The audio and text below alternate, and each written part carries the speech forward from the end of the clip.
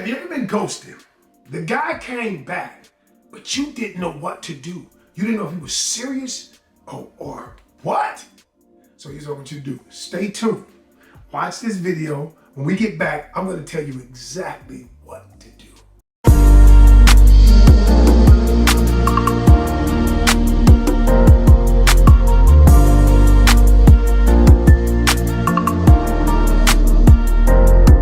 Welcome back to my channel. I'm Coach Ken.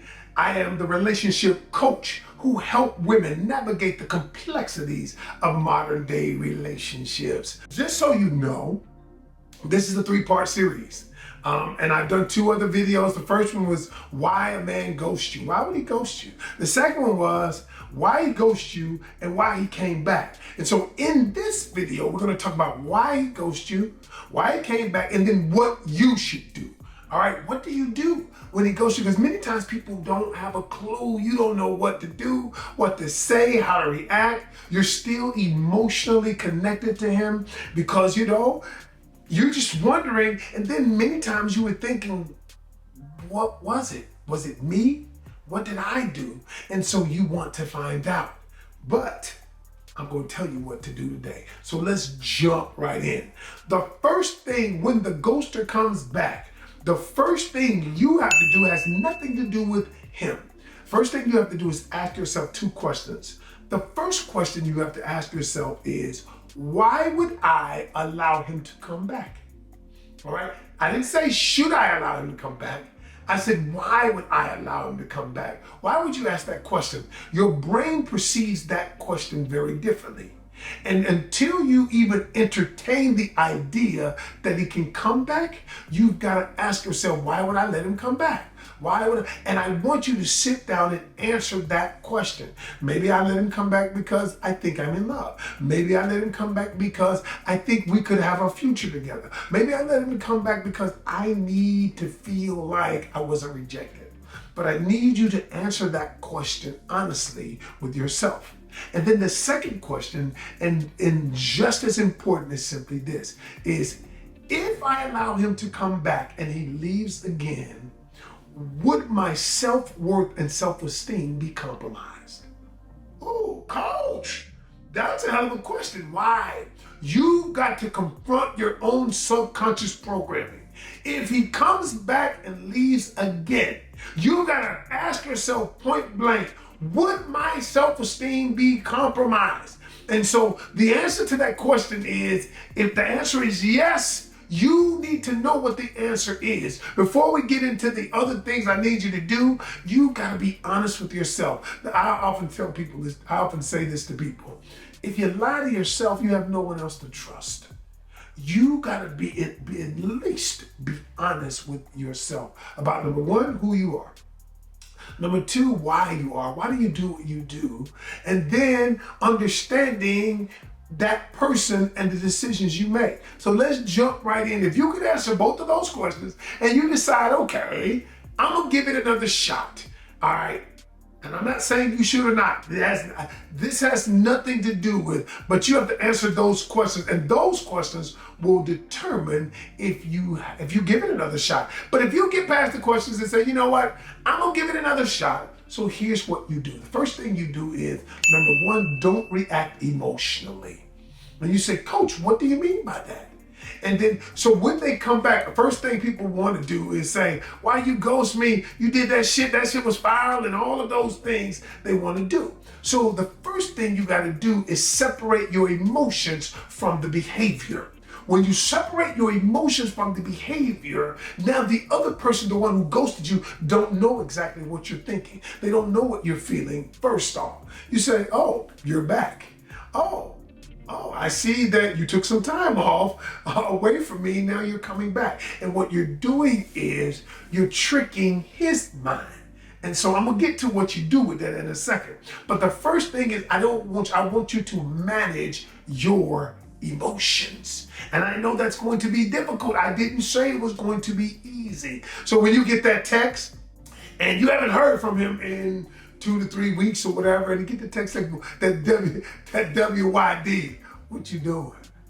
You know, that WYD text, and you like, what the fuck? I mean, you just ghosted me. And then you want to come back and WID what you doing? So this is what you do. You don't act, you're not going to respond emotionally. What you're going to say is, I'm great. I'm doing great. How are you? You know, and you're gonna be like, huh? Because he doesn't know what's going on. He doesn't know you're angry. He doesn't know if you care. He doesn't know anything.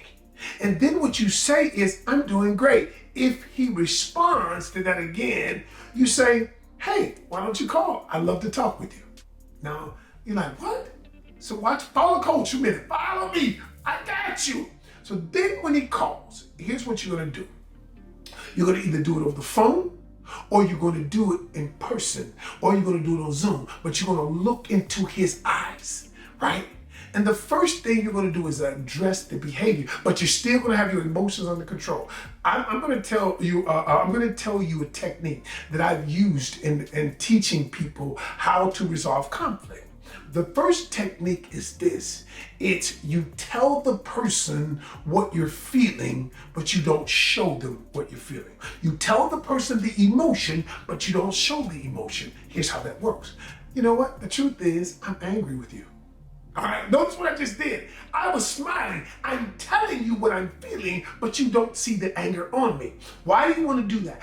Because the person then has to focus on the message and not the messenger, all right? So I tell you that I'm angry. The reason why I want to call you is because I have to do something. So when you call, and they don't know what's going to happen. So they call you, and what you do is you address the behavior directly.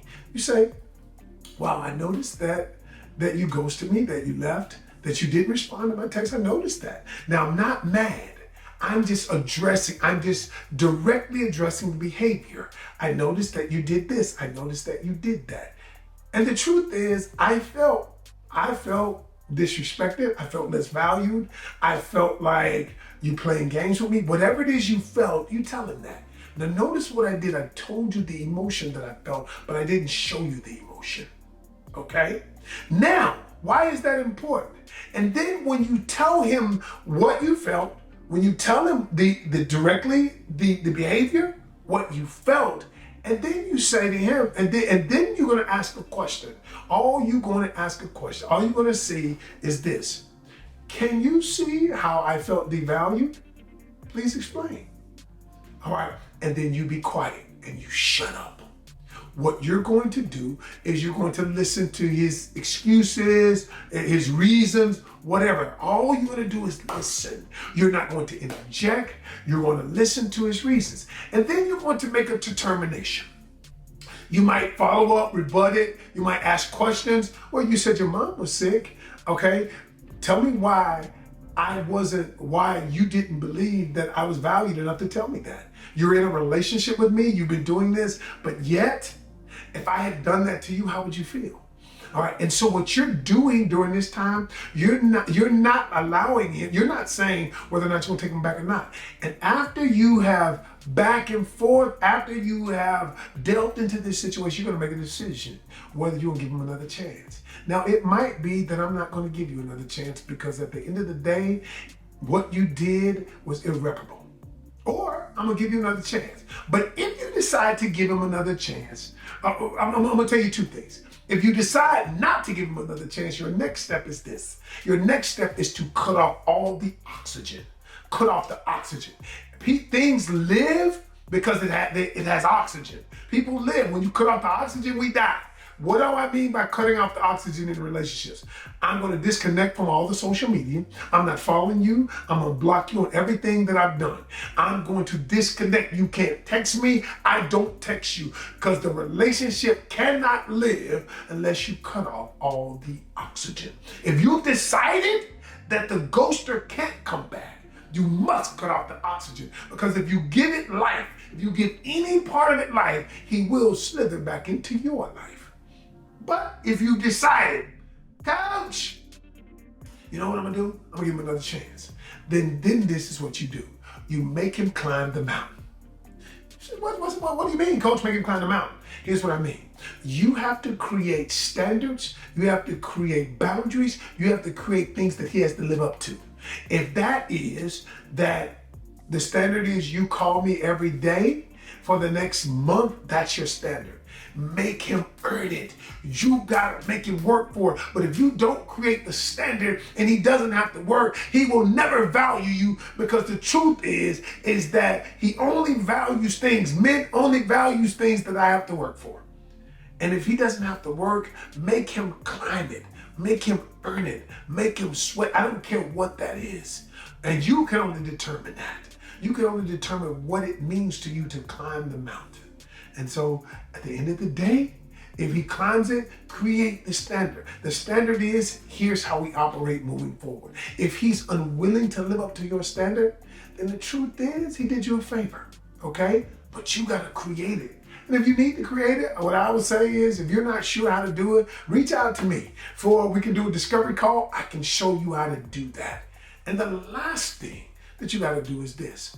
Don't allow friends and family to influence your decision. It has to be your decision and your decision alone. And when you make the decision that, you know what, it's my decision, I want you to feel good about whatever happens. Stand by your decision. Make it, stand by it, because it has to be yours. At the end of the day, if you take him back and it doesn't work, it can't be mama's decision, daddy's decision, because mama might be like, I like him. He's a good guy. I like him. But the truth is, you're the one who have to pick up the pieces after it's all said and done. Listen, I'm Coach Ken. If you like this kind of content, I want you to hit that subscribe button. I want you to click the notification bell so every time I drop a new video, you'll be notified. All right? Yo, go watch all of the videos if you haven't in this ghosting series. And if you like this content, stay tuned, because I got a lot more coming. All right, y'all. I appreciate y'all. And until the next one, I'm Coach Ken.